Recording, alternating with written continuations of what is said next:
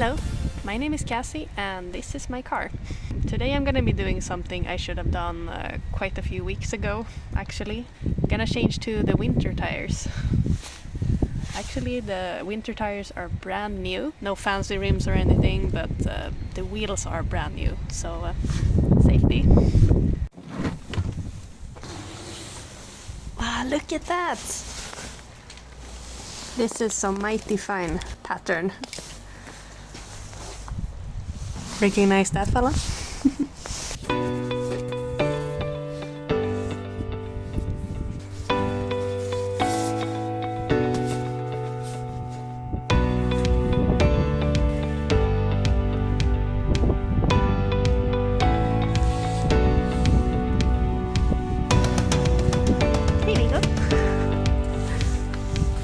Sometimes the tires have little arrows, like in the pattern, indicating in which direction the wheel should be, or like which side of the car. But this is not the case here, and the pattern looks the same on all the tires.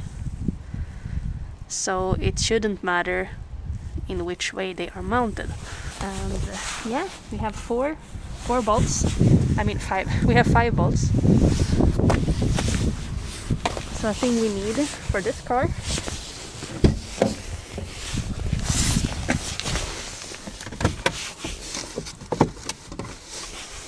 this little fella who locked. Bingo is like, what are you doing?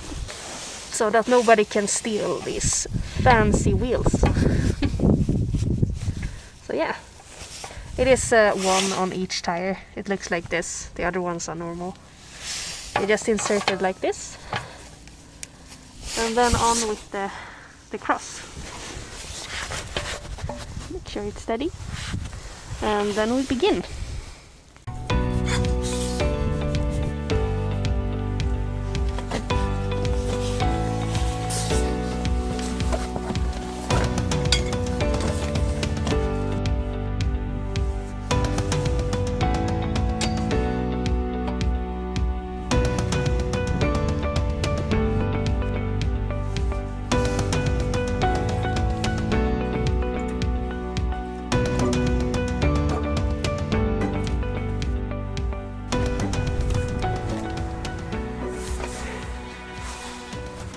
Work smarter, not harder.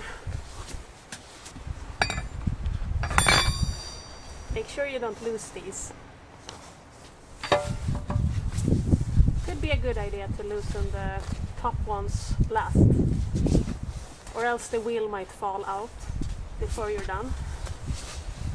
So loose, I hope.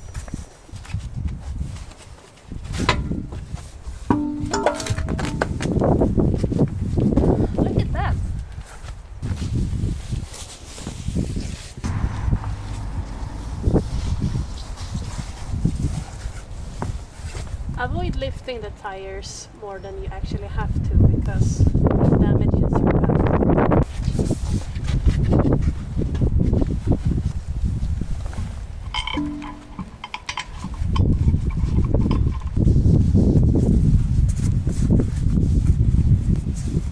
So they say you should tighten the screws like in a star pattern and not like clockwise. Man vet aldrig när man behöver ett bra järnrör.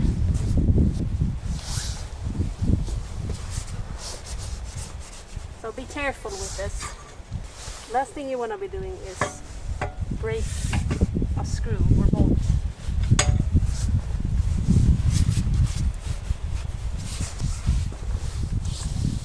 So that's good for now. Be careful with that one. And here we go, let the car down. So you might have a jack stand, not like this one, but a tinier one, I can show you later, in your car already, and that's great for emergencies if you need to change a spare tire. But I recommend getting something more sturdy, like this one. This one takes up to 2 tons, much safer, more stable when you're gonna change tires like this on a planned schedule. So yeah, that's my advice. Emergency ones are, yeah, for emergencies only, so that you actually have one all the time in case.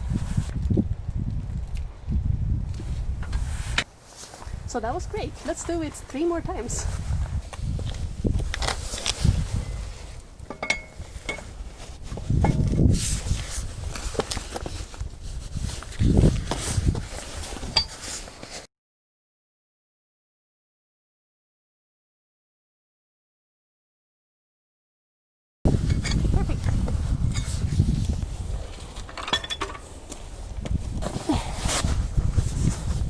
Now look for there's supposed to be a dedicated part under your car where you're supposed to put the jack stand.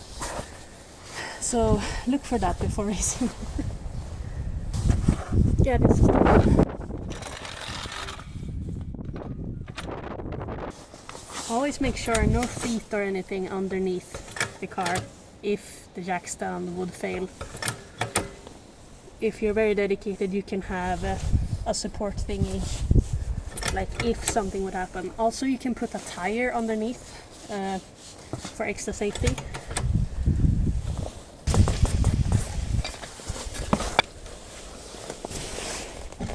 Oh, that was easy.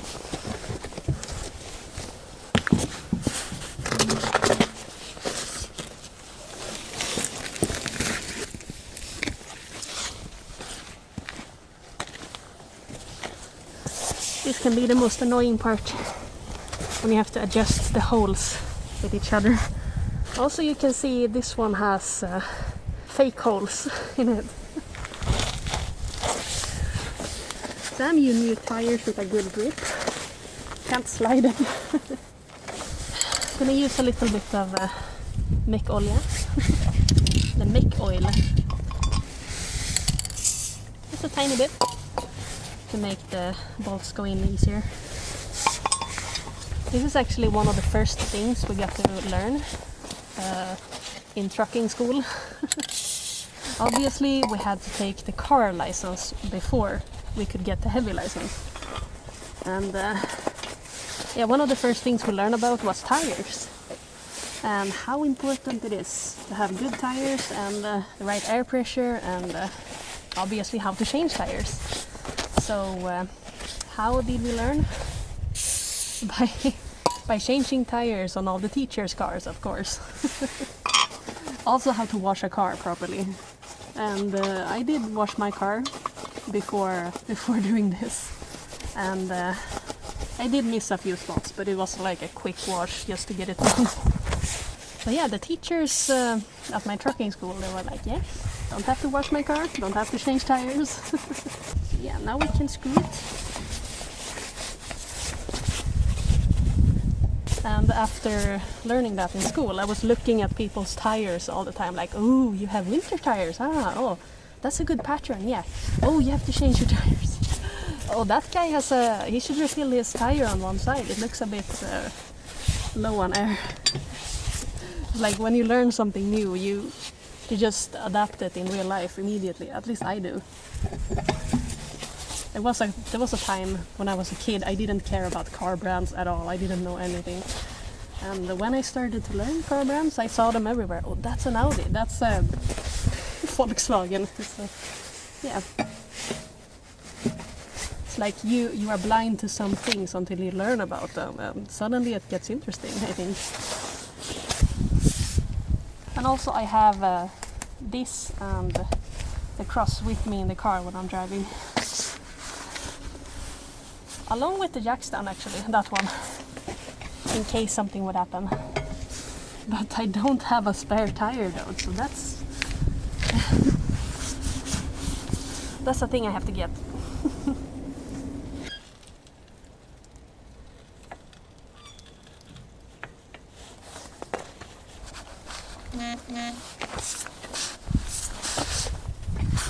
And as you probably know, you have to do this again after driving a couple of miles. Yeah, make sure you check that they are still on. you get the drift.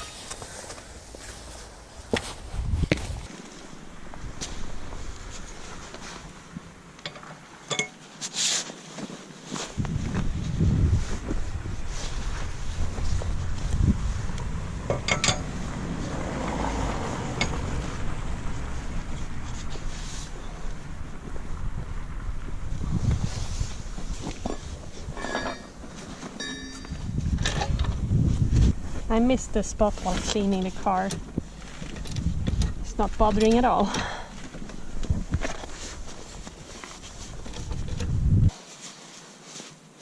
This one.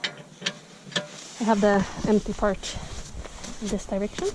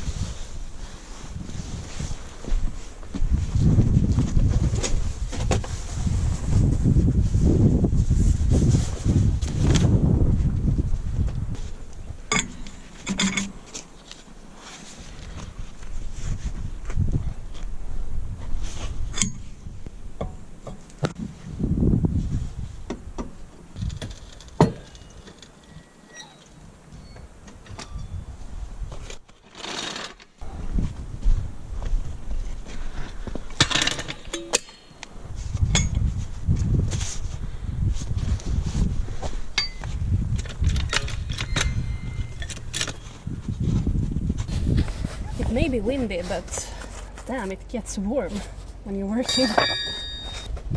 Alright, last tire, here we go. And also, as you can see, I'm using studless tires. I mean, studs can be good under the right road conditions, but like ice with snow on it.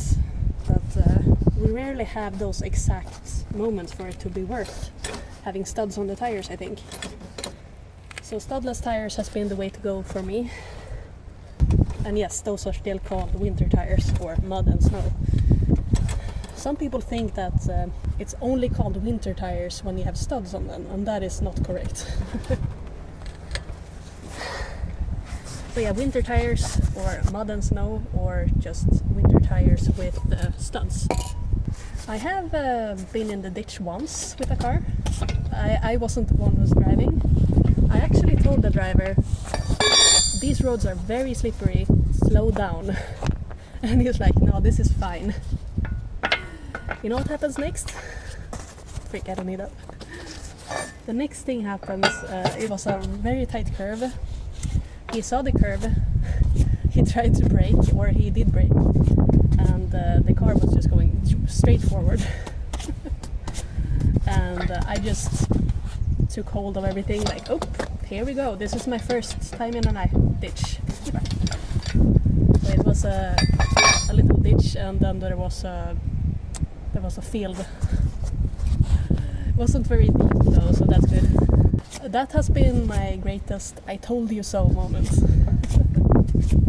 Funny story, that is, the road was covered in ice, and that was studded tires on that car. You could actually see the studs all the way down to the ditch. You could follow the tracks. Hilarious. That was actually when I was on my way to pick up my cat, Zelda, as you might have seen in the videos, my little Maine Coon. So I had to call the breeder, like, this thing happened, we might be late, and it was like right next to where she lived. So she's like, oh, I'm gonna call my farmer. And a freaking tractor pulled up the car. That was funny. So yeah, I think she remembered. I think she remembered us. Oh, you're the ones who were in the ditch.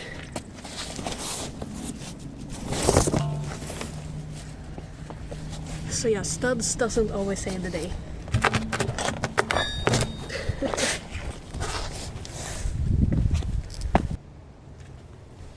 It should be close enough.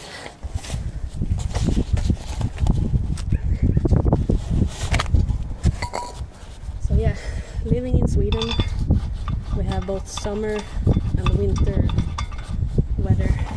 And when the winter comes, you have to change. According to law, you have to have winter tires.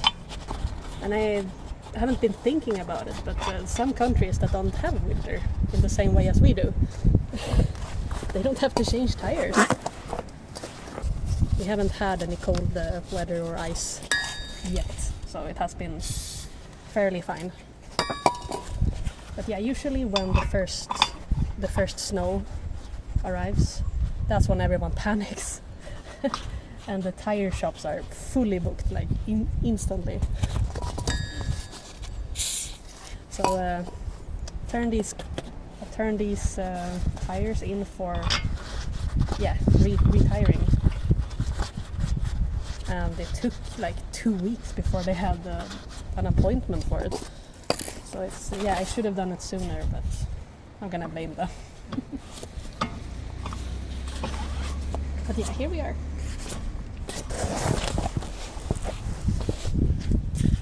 Them legs, am I right? So yeah, I have never really been the kind of person that has the coolest car, or some people just wash their cars like each and every day. So I'm more like, I clean it when I feel like it, and that's not very often, but of course it happens. And when I do clean my car and take care of it, I feel really good. I like to have some kind of order, and especially when I'm driving a truck, I want other people to come into the truck after I've driven and feel like, ooh, the person who drove this actually took care of it. That's a feeling I wanna. I try.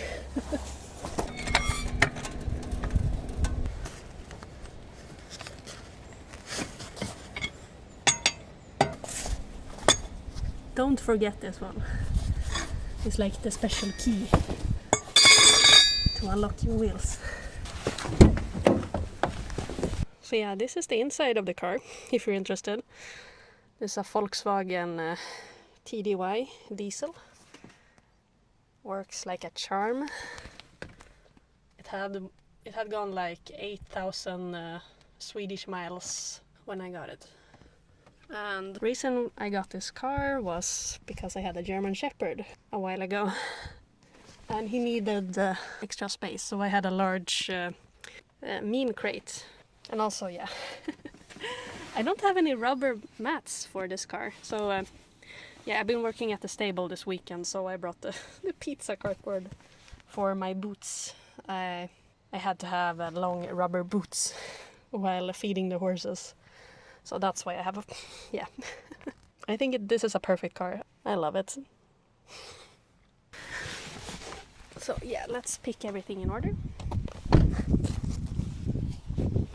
So normally I would put these summer tires in plastic bags and store them in the garage, but I just store them for now, and then I will get them retired. Retired. That is funny. Then I have my little boy who's been watching. Viggo, come. Hi. Hey, Viggo. Oh, really? Oh, really? He has huge respect for this. Viggo. Language. So it looks good. So what should you do now? You should make sure the tires have the right air pressure, and also tighten them once again after you have driven for a while. And it's all good to go. And I missed this when I was washing, but we don't have to tell anyone. So now I can drive safely for the winter.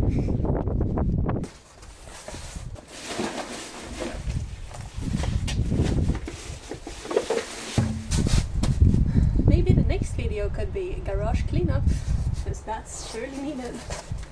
So of course, thank you guys for watching once again, and I hope to see you next time. I hope you enjoyed this video, and looking forward to putting on the summer tires already. Yeah, have to get new ones. So remember, check the tire pressure, make sure it's correct, and tighten the bolts after driving for a while. So thank you for watching, and have a great evening. Bye guys!